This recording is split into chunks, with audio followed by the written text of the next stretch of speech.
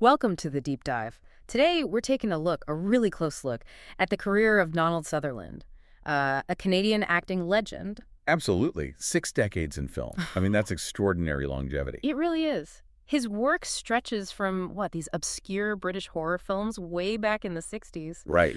all the way up to huge blockbusters like The Hunger Games in the 2010s. It just shows you the kind of chameleon he was. He really was a master of transformation. Yeah. That unique mix.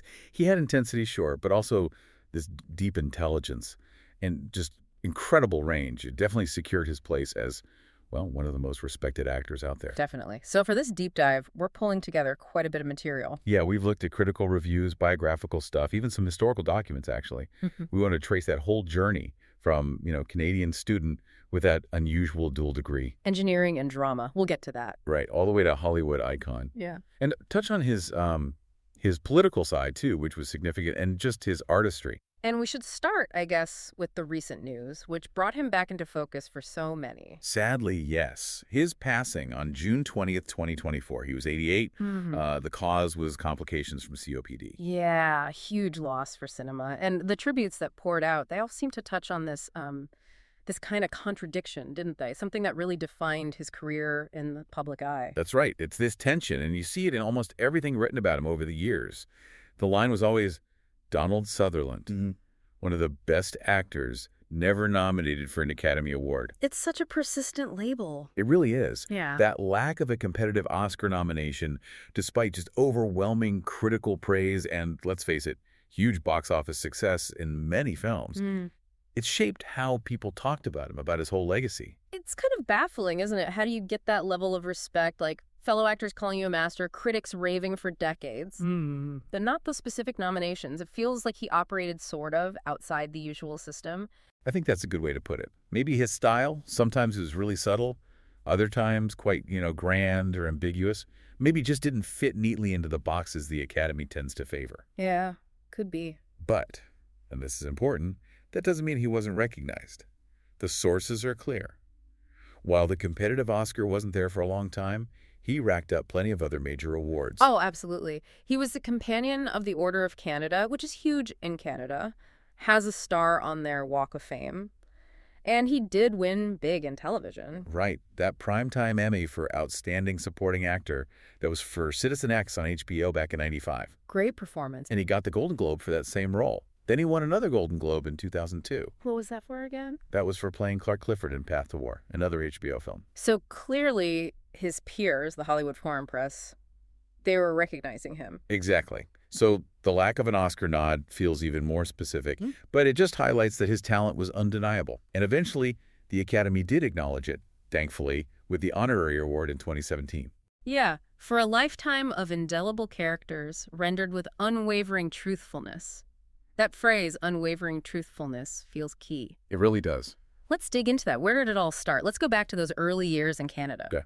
So he was born in St. John, New Brunswick, 1935. The family moved around a bit in eastern Canada, Hampton, then Bridgewater, Nova Scotia. His dad was in sales, but also managed the local gas, electricity, and bus company.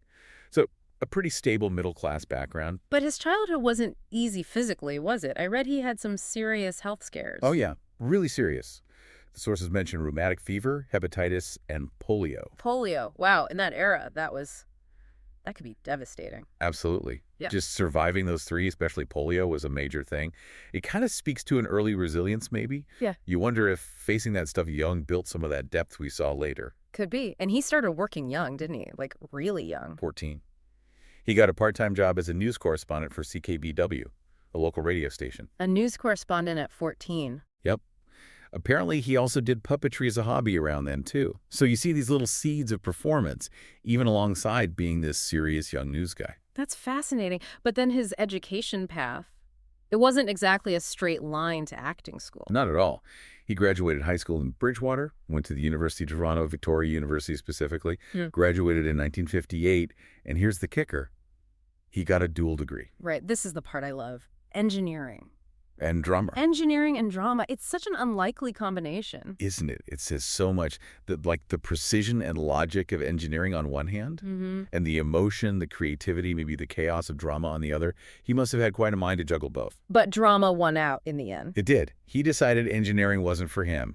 And in 1957, even before officially graduating, he made the big move, went to Britain to study at LAMDA. The London Academy of Music and Dramatic Art. Very prestigious. Very.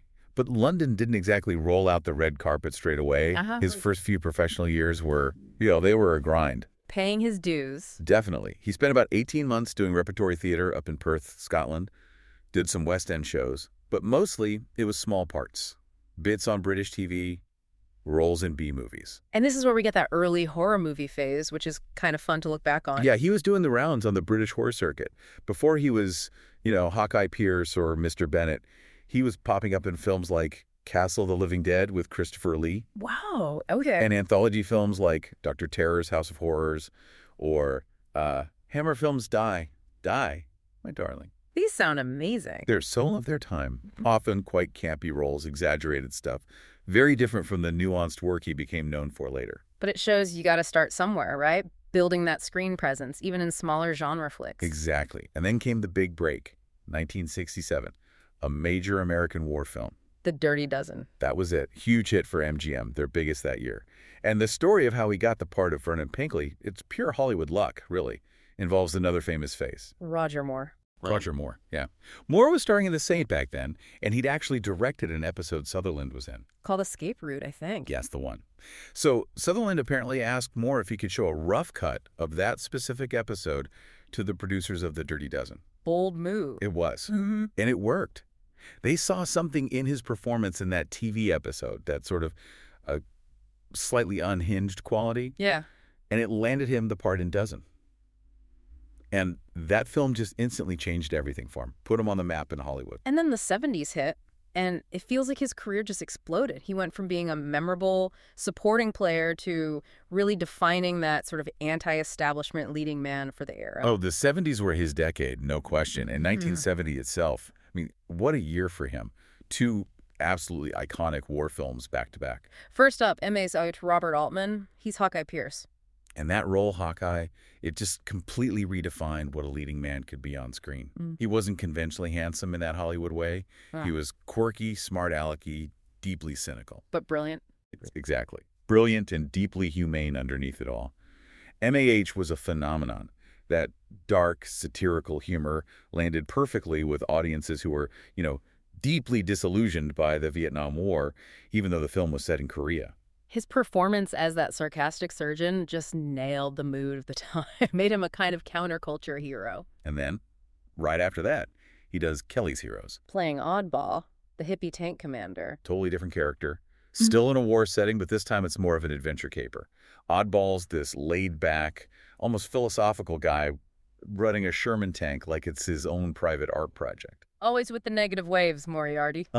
Exactly.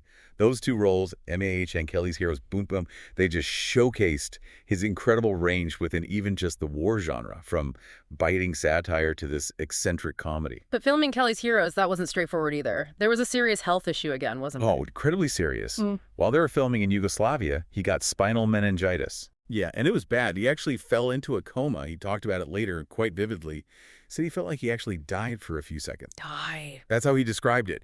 He remembered seeing this blue tunnel and hearing people in the room discussing his funeral arrangements. That is terrifying and incredibly profound to have that happen right as your career is taking off like a rocket. You have to imagine that kind of brush with death would impact you deeply. Maybe it even fueled some of the emotional rawness he brought to his roles right after that. Makes sense.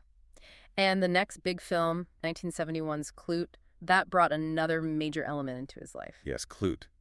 Alan Pakula directing. A brilliant, paranoid thriller. And starring opposite Jane Fonda. And this is where things get really interesting because their on-screen chemistry apparently spilled over into real life. It did. They began a relationship during filming, but it quickly became more than just a romance. It became a very public, very political partnership. Anti-Vietnam War activism. Big time. They became maybe the most visible celebrity faces of the anti-war movement at that moment. And they didn't just give speeches. They created something called the Free Theater Associates, or FTA. Right, the FTA tour. Tell us about that. It wasn't just protesting in the U.S. No, this is way more direct. It was basically an anti-war review, a road show that they took around the Pacific Rim.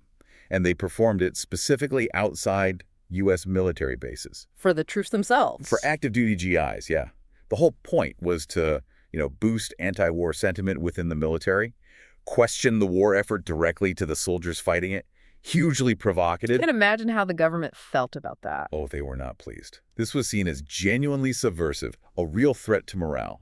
And we know now, thanks to declassified documents. What do they show? They show that because of his FTA activities, Donald Sutherland was placed on the National Security Agency's watch list between 1971 and 1973. On an NSA watch list? At the request of the CIA, specifically because of his anti-war work. That's pretty intense. Knowing you're under surveillance by your own government while you're trying to make movies and build a career. It adds a whole other layer, doesn't it? He was genuinely putting himself and his career on the line for his beliefs. And yet, artistically, he just kept pushing boundaries through the 70s. He didn't just play heroes or activists. No, his range in that decade is just staggering. He seemed drawn to psychological complexity, ambiguity. He wasn't interested in easy answers. Like in Don't Look Now, 1973. Nicholas Roeg directing. Oh, what a film. A masterpiece of psychological horror, or maybe grief horror. Set in Venice, he plays John Baxter, this grieving father. That performance earned him a BAFTA nomination, right? It did, and deservedly so. He captures that state of loss, that sort of desperate, almost irrational searching for meaning after a child's death. It's devastatingly real. And then almost immediately after plumbing those depths of grief, he does these huge European epics. Completely different scale. Total shifts. He plays the title role in Fellini's Casanova in 1976, which is this incredibly stylized, almost grotesque take on the famous lover. Very Fellini. Very Fellini. And then the same year, he plays Attila Melanchini in Bernardo Bertolucci's massive historical epic, 1900. And Attila is, well, he's horrifying. A truly sadistic fascist foreman. One of the most repellent villains in cinema history, honestly, which is fascinating when you think about his politics. Right, because we know he famously turned down lead roles in some pretty violent, controversial American films around that time. Exactly. He reportedly passed on Deliverance and Sam Peckinpah's Straw Dogs. Both huge films. Why did he turn them down? He objected to their portrayal of violence, particularly sexual violence. He had a strong moral compass about that kind of exploitation on screen. Okay, so he turns down those American films on moral grounds, but then he plays this monstrous fascist in 1900. How did he score that? That's the really interesting question. And he did address it. For him, playing Attila wasn't about celebrating violence. It was about examining political evil. He saw a difference between depicting the horrors of fascism as a systemic thing versus what he saw as potentially gratuitous personal violence in the other films. So it was about the context, the purpose behind the portrayal. Seems so. He saw acting as a tool to explore dark aspects of humanity and history, not just a shock, bringing truthfulness, like that honorary Oscar citation said, even to monstrosity. He rounded out the 70s with another classic, the 1978 remake of Invasion of the Body Snatchers. Oh, a brilliant film. He plays Matthew Bennell, the health inspector, who starts realizing something is very wrong. He was so good at playing that kind of intelligent, increasingly anxious man trying to warn everyone about a creeping threat. Whether it's pod people or, government surveillance. Exactly. There's that recurring theme. Critics loved him in it. Janet Maslin said it was his most affecting performance since Clute. And then also in 1978 comes the movie that maybe connects him to the most famous financial anecdote in Hollywood history. Ah, yes. Professor Dave Jennings in National Lampoon's Animal House. The pot-smoking English professor. Great small role. Great role, huge hit comedy. And the source of the legendary blunder. The story goes, Universal gave him a choice for his payment. Yep. Take a flat fee up front. Sources say it was around $40,000. Which probably seemed like decent money for a supporting role in a college comedy with mostly unknown actors back then. Absolutely. Yeah. Or he could take a percentage of the film's gross earnings. I think it was 2%. 2%. So what did he do? He took the $40,000. He apparently thought, it's a silly little comedy. It probably won't make much. Oh, Donald. I know. Animal House went on to gross something like $141 million worldwide. It was a cultural phenomenon. So that 2% would have been? Millions. Millions and millions instead of 40,000. It's like the ultimate Hollywood what if. A hilarious, painful lesson in underestimating anarchic comedy. Okay, so moving out of the wild 70s, the 1980s see another shift for him, right? He becomes more of this established, serious, dramatic actor. Definitely. He starts the decade with arguably one of his finest performances in Robert Redford's directorial debut. Ordinary People, 1980. Yeah. He plays Calvin Jarrett, the father in this family just reeling from the death of one son and the emotional fallout with the other. It's a very quiet internal performance compared to some of his 70s work. What stood out about it for critics? It was the subtlety. Calvin is trying so hard to connect, to hold things together, dealing with his wife's coldness and his surviving son's trauma. Critics like Vincent Canby praised how Sutherland showed this deep well of love beneath a seemingly reserved exterior. Canby called it his best film role in years. And Ordinary People won Best Picture at the Oscars. It did. Redford won Best Director. Timothy Hutton won Best Supporting Actor. Mary Tyler Moore was nominated. And Sutherland. Got a Golden Globe nomination, but Yeah. no Oscar nomination. There it is again. The pattern continues.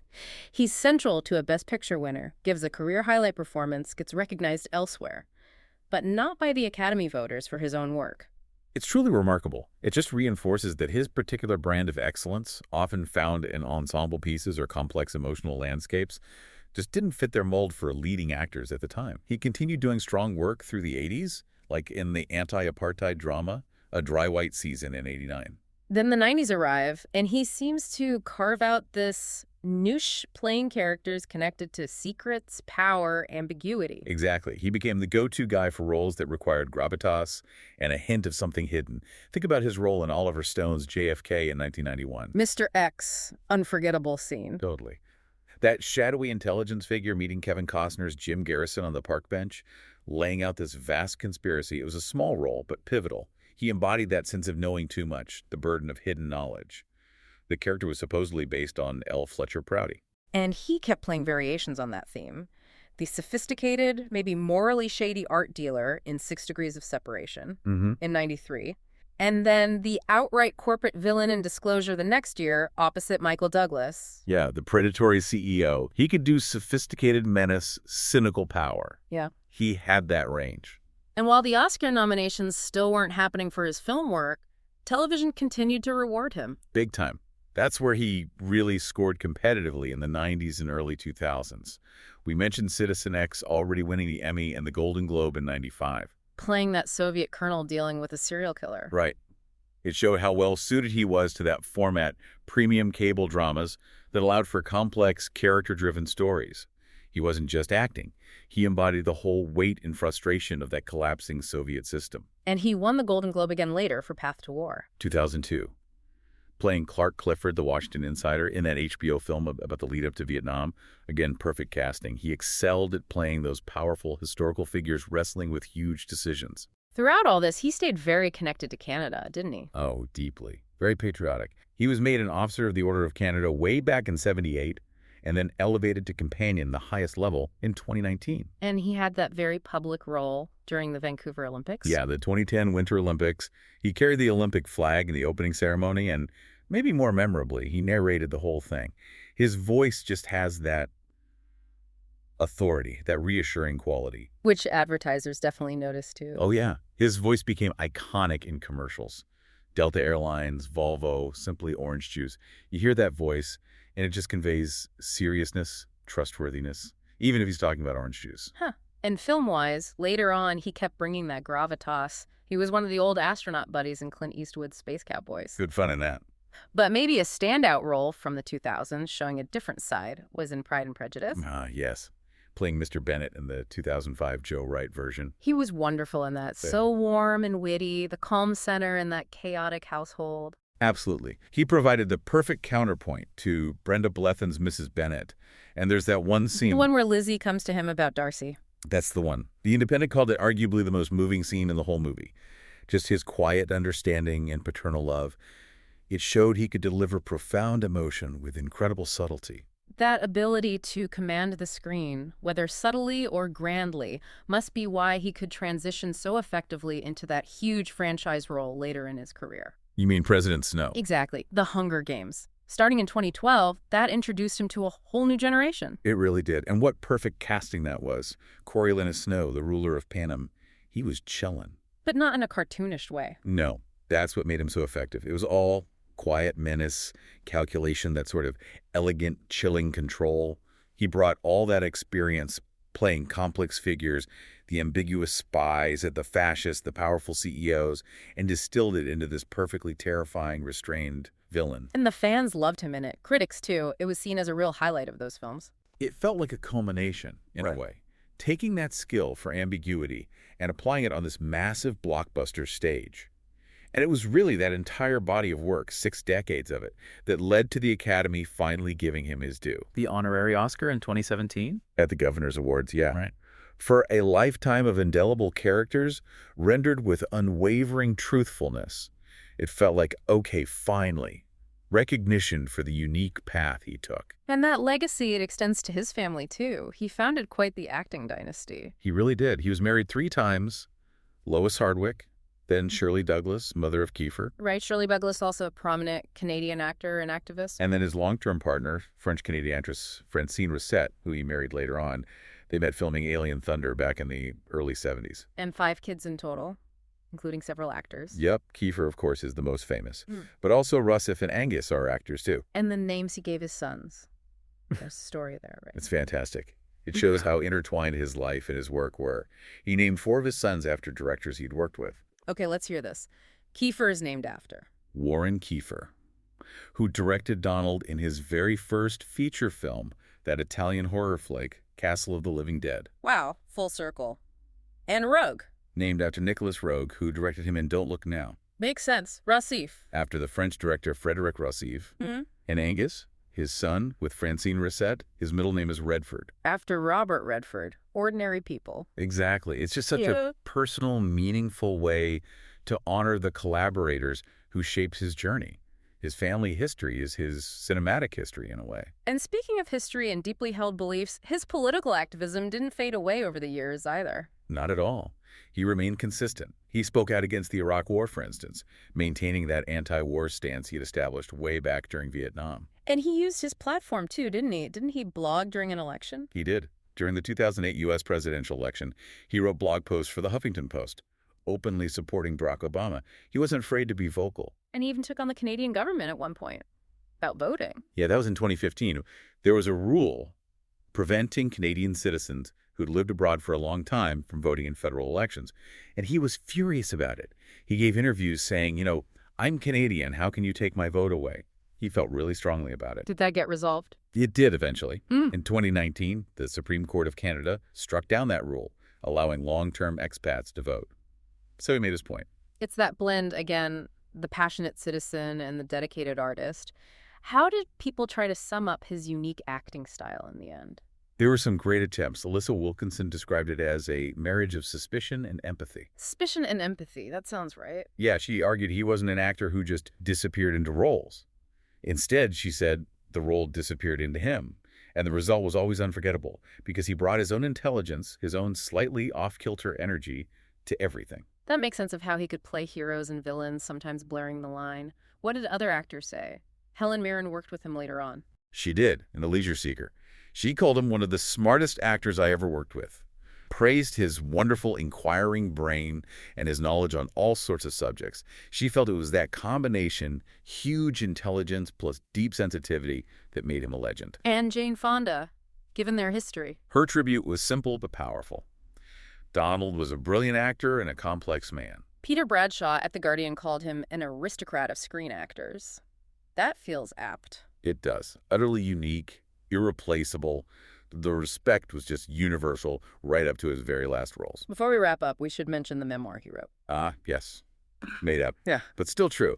It was supposed to come out in November 2024, very soon after he passed. And it's been delayed. Yeah, the release date got pushed back quite a bit to February 2026 now. So we'll have to wait a little longer to get his own perspective, his own stories on that incredible life and career. And his final screen role, it sounds like he worked right near the end. He did. His last performance was in the series Lawmen. Bass Reeves, David Oyelowo, his co-star, shared a really moving tribute. What did he say? Oyelowo said that watching Sutherland work, even at the end, you could see the glint in his eye, was still that of an inquisitive, hungry artist, still on the hunt for the truth. Still searching, still pushing, right to the end. Never coasting, always the artist. Exactly. So, if we try to pull all this together, the long career, the illnesses, the activism, the awards he won, the big one he didn't for so long, what's the key takeaway from this deep dive into Donald Sutherland? I think maybe it's about the power of versatility and sticking to your own artistic truth, regardless of what the industry's main awards bodies might recognize at any given moment. His career proves that you can become an aristocrat, as Bradshaw said, build this immense respect by just consistently delivering truthful, complex performances across every genre. From Hawkeye to Calvin Jarrett to President Snow. Right. That ability to be completely convincing as the cynical surgeon, the heartbroken father, and the chilling dictator, that's mastery. He didn't just play parts. He reshaped what a leading man could look like, sound like, be like on screen. A powerful legacy indeed. And that leaves us, and leaves you, with one final thought to chew on, something that emerges from looking at his whole life. Given everything we've discussed about his incredibly strong, lifelong political convictions, his anti-war stance, his social democratic beliefs, pushing back against authority, how did he reconcile that deeply held personal conscience with his artistic choices to portray some of cinema's most truly monstrous villains? Like Attila in 1900, or President Snow, characters representing the very forces he opposed in real life. Exactly. How did he navigate that? That tension between the artist's need to explore darkness and the citizen's moral compass. It's a complex, fascinating aspect of Donald Sutherland's legacy, something worth thinking about.